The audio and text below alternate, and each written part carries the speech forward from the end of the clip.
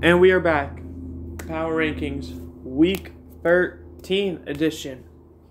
In case you're curious, no, these three teams I'm showing is not a mistake. I'm so tired of talking about these three teams constantly just hovering around this area. They're all staying the same. They all lost their games, all in embarrassing fashion. We're just going to ignore them and move on to number 29, which is the Commanders, who are going to be going down a spot. They lost in a humiliating fashion. They also went down a spot, in case you're curious. 45-10 on Thanksgiving. So that was fun. You know, one of the few holidays I get to be together with my family and watch football, because my family is pretty big football fans. And this is one of the games we get. I mean, absolutely unbelievable. Let's go, Commanders. 28, we got the Giants going down a spot. They beat the Patriots 10-7. We're not even going to talk about that game either. 27, we have the other New York team. The Giants also went down a spot. The Jets going down 2 spots. Yeah, this was not a great game either. I mean, Black Friday, the first ever one, so this might be a one-and-done type game, because this was also horrific. I mean, what was the score? It was like 34-10. 34-13. I mean, come on, man. These are games that people, are going to be together to watch. 26, we got the Titans. They're going to be staying the same. They beat the Panthers 17-10. So, that's a good part. They beat the Panthers is the bad part. It's the Panthers. No one gives a crap. It's the Panthers. They just fired their head coach, assistant head coach, and quarterbacks coach. It's the Panthers. There's nothing to say. It's the Panthers. I am sorry, but it's the Panthers. 25, we have the Bears. They're going up 4 spots. Can't see it. I'm wearing a Justin Fields hooded t-shirt right now. They made me so happy. I had a feeling they could pull off that win. They pulled it off, baby. They came back, won 12-10, scored 4 field goals. So that's amazing. I mean, a lot of these, big time games that everyone was watching sucked. So let's just be honest. There's no hyping them up. 24, we have the Buccaneers going down a spot. They lost yet again. Who's surprised? Not me. Even though I did pick them to beat the Colts, they did end up losing, but it was a pretty fun game. That was one of the games I did get to watch a bit of. Great news is, I'm going to be able to watch Sunday football now, starting this week. So, instead of just having to watch, the second half of a lot of games and then look at the highlights, I'll be able to watch the full games again. The bad news is, they lost. They kept it close, but lost. And now, they're still right there. I mean, the Falcons are 5-6, who are currently leading the division, so props to them for staying in it. 23, we have the Rams. They're going to be going up a spot, swapping places with the Buccaneers. They managed to beat the Cardinals. It was like 38-17, something like that. I'm going to be honest, I thought the Cardinals were going to win that game. They didn't, which sucks, but here we are. I mean, the Rams, they currently have they pretty much control their destiny. They have the easiest strength of schedule remaining out of competing teams. I mean, they control it. I mean, all they gotta do is win their games. Bam, plain and simple. 22, we got the Raiders going down a spot. They end up losing yet another game. Surprise, surprise. This one, though, a bit less fortunate. 31-17 to the Chiefs.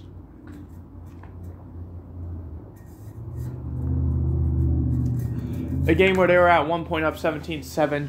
Allow 24 unanswered or whatever. Yeah. Raiders, you're 5-7. You got a bye week.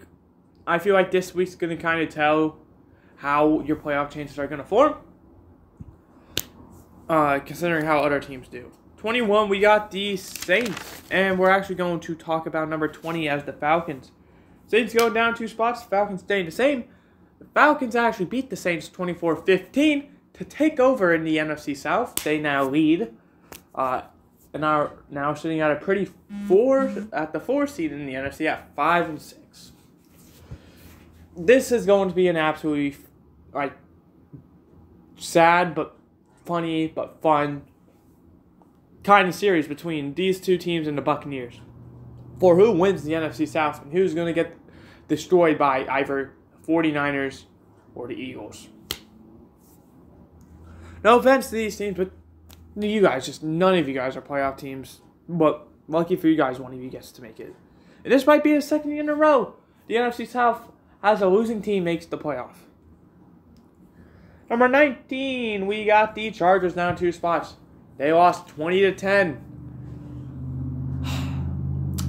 That sucks. I mean, this Chargers team, I'm rooting for them to lose and win. It's very tough. I'm rooting for them to lose. They fire Brandon Staley, obviously. I love the Chargers as a team. Like, Justin Herbert, Keenan Allen, Mike Williams, Austin Eckler. They're 4 big guys I absolutely love as players. I mean, they're some of my favorites. And I'm rooting for them to do good things, but they're just being held back. But also, Justin Herbert only put up like 13 fantasy points, which caused me to lose my football game by 1 point, which also eliminated me. So I kind of do hate Herbert a bit now, but I can't even be mad. I don't know how to feel, man. Number 18, we got the Packers up 4 spots. They pulled off a surprising win. It made me legit jump of joy in front of my whole family, beating the Lions 29-22. The first time in 5 games they played each other. And what better way on Thanksgiving? Now, you get to pull off the upset of the week, arguably, and now you get to go play the Chiefs. Number 17, we got the Vikings. They're going to be going down 2 spots.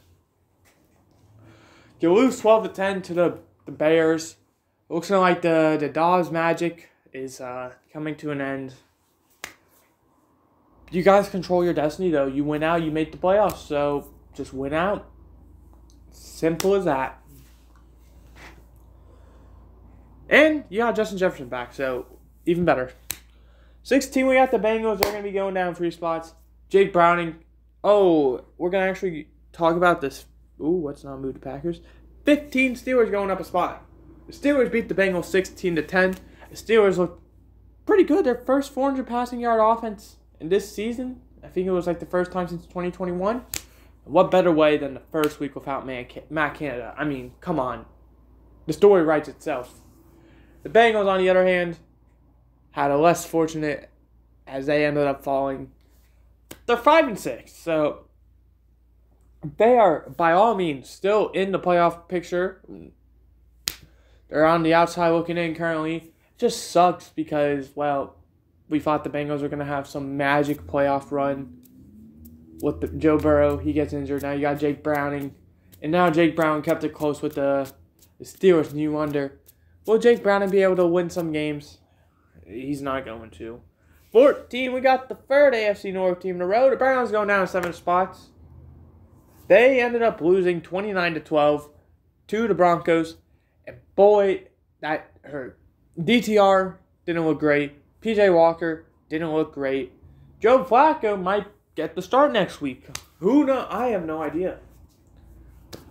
It sucks because I'm a huge fan of both of those quarterbacks. Joe Flacco, not so much, but DTR and PJ Walker, big fans of. I mean, DTR was legit like the preseason hero, and PJ Walker is like been undeniably one of the most like doubted NFL players who has like earned his stripes, but just has not been given them. Number 13, we got the Colts. They're going to be going up 5 spots. They're in the playoffs now. They won 27-20 to the Buccaneers. They currently are sitting at the 7th seed. They control their destiny, man. They went out there in. Minshew Mania is really coming alive. Unfortunately, I don't think they're going to make the playoffs, but I'm supporting them. I mean, like I said, I don't have favorite NFL teams, least favorites, besides the Packers. Obviously, I'm a big Packers fan. And then obviously I hate, the teams in the NFC North, but that's given.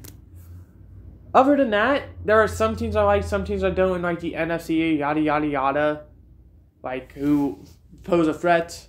But in the AFC, I could not give a crap, and I just kind of choose to root for the underdog stories or the teams who have players I like. And the Colts are definitely an underdog story, and I am choosing to root for them. Yeah. Number 12, we got the Seahawks. They're going to be staying the same. They lost yet another game, this time on Thanksgiving, to the 49ers. This Seahawks team might actually be in trouble. Geno Smith is not looking great. He's injured. Really does suck. I mean, I don't remember what teams they're playing, but they have a tough stretch coming up. So, I mean, they could be looking at being like outside the playoffs, looking in on the cusp of elimination in like 3 weeks or so. They went from competing with the 49ers for the NFC, what division? West, to maybe not even like being talked about to make the playoffs. Well, then we got the Bills staying the same. They lose a very close game to the Eagles. I applaud you for, the effort you gave. It sucks you weren't able to pull it off, but personally, I don't really care. I mean, it just sucks, and I hate to do this. I always do it when I have to talk about the Bills in a negative way. It's certain people who have influence that just make me hate teams, right?